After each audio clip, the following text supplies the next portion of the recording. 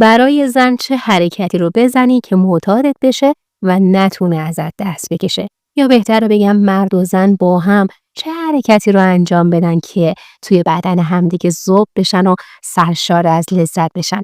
من این حرکت رو بهت میگم، به جای یه دونه هم 4 تا بهت میگم. اما قبل از اینکه بگم میخوام یه رازایی رو برات باز کنم که اگه غرقشون بشی، اگه استادشون بشی، دیگه خودت میشی مخترع این حرکت ها. جوری که اون موقع شما 2 تا زوجین که از سر شوق و ذوق یهو به خودتون میان که در حال انجام حرکتی هستین که تا حالا نه جایی خوندینش نه جایی شنیدینش. بحث غرق شدن در لذته. بحث اینه که اصلا نفهمین زمان چجوری میگذره، با رعایت دونه بدون نکاتی که دارم میگم. آخر یه همبستری معمولی، 1-2 تا حرکت تکراری همیشگی، اینا خیلی زود تموم میشه قبل از اینکه اصلا شروع شده باشه، قبل از اینکه اصلا مزه لذت بره توی جونتون، توی وجودتون. زن کنار شما ولی انگار یه چیزی کمه. اون شعله‌ای که باید توی چشماش باشه نیست. اون ناله‌های لذت که از ته دلش باید بیاد نیست. و اون جمله بسیار لذت بخشی که مطمئنم همتون دوست دارین از خانم بشنوین، این که بگه لعنتین بهترین لذتی بود که توی تمام عمرم تجربه کردم. اینو هنوز بهت نگفته، چون تو کشفش نکردی که چجوری باید از شدت لذت دیوونش بکنی. اگر دنبال یه رابطه‌ای که هم آتیش داشته باشه هم عمق، جوری که لذت با آگاهی و ذوب شدن توی بدن هم دیگه با هم همه جمع بشن یه جا توی یه شب، این ویدیو رو تا آخرین کلمه‌ای که میگم با دقت و مو به مو تماشا کن. میخوام امروز توی این ویدیو بهت ثابت بکنم که برای اینکه خانم رو در کمترین زمان ممکن در آب بدنش غرق بکنی، انتخاب پوزیشن با توئه. تو با کارهایی که قبلش انجام میدی، با انتخاب هر پوزیشنی قطعاً بهترین لذت رو در کمترین زمان ممکن براش میسازی.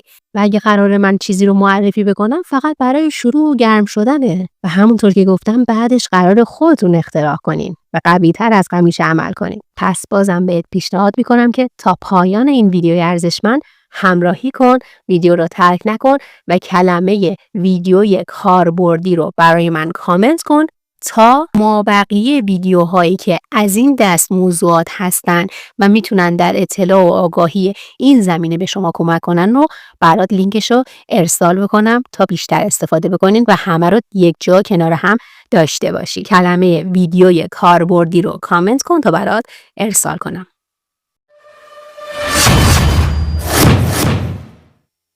قدم اول این که با ذهنش شروع کن، نه بدنش. خیلی‌ها فکر میکنن پیشنوازی فقط وقتی شروع میشه که شما کنار هم هستید. خب ولی نه، خیلی قبل‌ترش میتونین شروع کنین با پیامک‌هایی که بهش میدین. از چند ساعت قبلش میتونین شروع کنین و ذهنش رو گرم کنید با یه عالمه از پیام‌هایی که پر از تصویرسازی چیه همبستری هستش، اما نه مستقیما. مثلا میتونی براش بنویسی که فقط تصور این که امشب دستام کجاها قراره حرکت کنن دیوونم میکنه. یا مثلا براش بنویسی که وقتی برسی خونه نمیذارم حتی کفشاتو کامل در بیاری.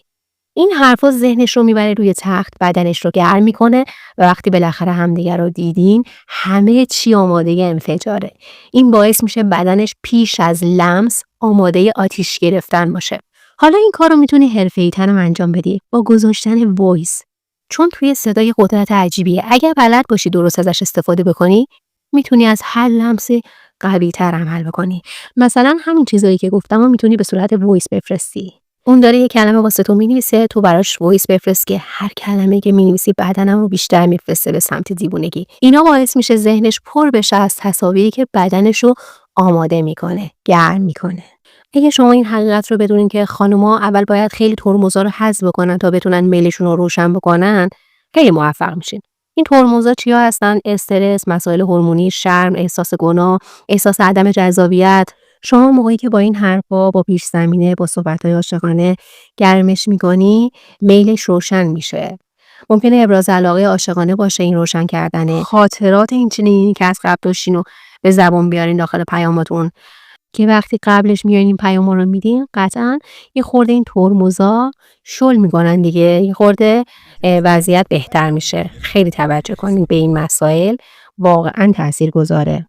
چون واقعا خانوما آقایون توی تحریک شدن خیلی متفاوتن. خیلی چیزایی که مرد رو های میکنه خانوم های نمیکنه و بالعکسش.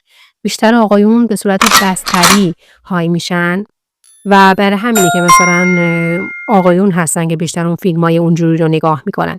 اما خانوما اینطوری نیستن.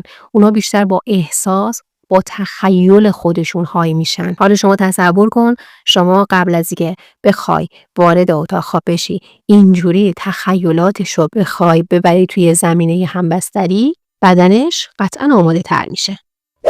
حالا این جملات صرفا نیست که شما قبلش فقط بگی در حین این که داری انجام میدی کارو، قبلش، حینش، وسطش عاشق نوازش کردنت هستم. تو خیلی زیبایی، تو رویای منی، خیلی پرحرارتی.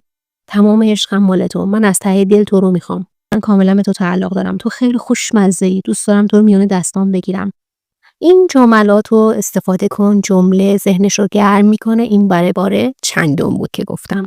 چرا این جملات تاثیرگذاره؟ چون واقعا اعتماد به نفسشون رو میبره بالا. خیلی از آقایونی که میگن پارتنر من ساکت و فعالیتی نداره روی تخت، مشکل اصلی واقعا برمیگرده به خودشون. شما تا زمانی که اون اعتماد به نفس جنسی رو ابتدا توی خودتون و توی پارتنرتون به وجود نیارین و روحش رو تسخیر نکنید، نمیتونه اون عکس العملی داشته باشه روی تخت. زمانی که این مشکل رو حل بکنید، اون وقت میبینید که چه پارتنر هورمونی و فوق‌العاده هایی داشتین و تا به حال رو نکرده بود خودشو. خب پس فراموش نکنید که یکی از راهکارهایی که میشه این ترمزها رو توی خانم‌ها از بین برد، همین صحبت‌ها، همین کلماته. بریم سراغ مورد بعدی. مورد بعدی این که لطفاً عجله رو بذارین کنار. لمسای خیلی آروم و عمیق میتونه بدن خانمو مثل کره آب کنه. از گردن گرفته تا جاهای حساس‌تر. با حوصله پیش برین، ببینین چه حالی میشه. واقعاً یکی از رمزای موفقیت آقایونی که راضی هستن و فکر میکنن که دنیا رو دارن تو این رابطه اینه که زرنگن و به واکنش بدن خانم توجه میکنن. به صداش، به نفس کشیدنش، لرزش روناش مخصوصا. اینا همه سیگنالن که نشون میده که کجا خوبه، کجا حساسه، کجا باید بری عقب، کجا باید بری جلو. و سخت هم نیست، فقط یکی دو بار شما بیا تمام توجه تو به واکنشاش بده، قلق بدنی دستت میاد. ولی اگه فقط سر تو کار خودت و به فکر خودی و گوش نمیدی به بدن اون خانم، واقعا باختی و انگار نصف دستیابی به مسیر لذت رو داری کورکورانه میری و نمیبینیش، روش سرمایه گذاری نمی کنی که ازش استفاده بکنی. پس عجله نکن، به واکنشش توجه کن. اگر نتونی در حین کار حس عشق رو، حس خواستن بدنش رو بزن بدی، دقیقاً مثل این میمونه که یه نوازنده حرفه‌ای باشی ولی هیچ احساسی توی آهنگت نباشه.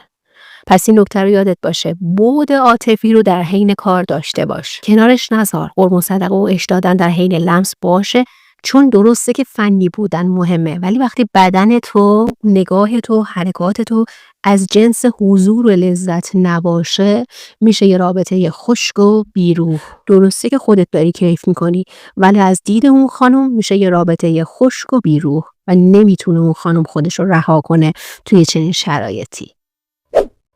و اینکه این آموزش‌ها واقعا مهمن.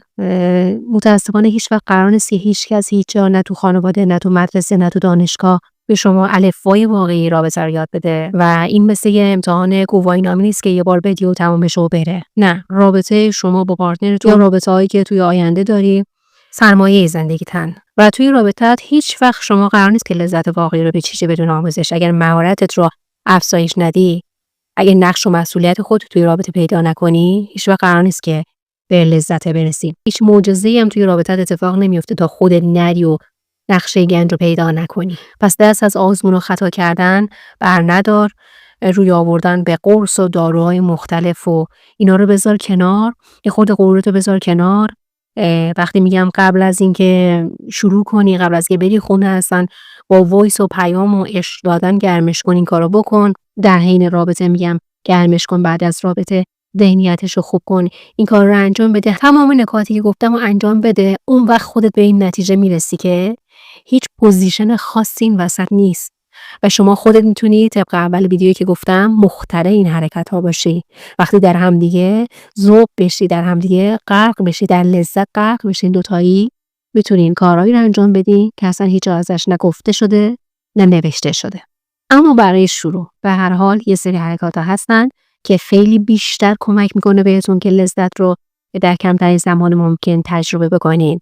که قطعا تا اینجای ویدیو اومدی که اونا رو بشنوی، پس این ویدیو که اینجا میذارم رو کلیک کن و برو این 4 تا حرکت خفن رو ببین و کیفشو ببر. مرسی از همراهی قشنگت. سابقه کانال یادت نره. امیدوارم توی ویدیو بعدی هم ببینمت.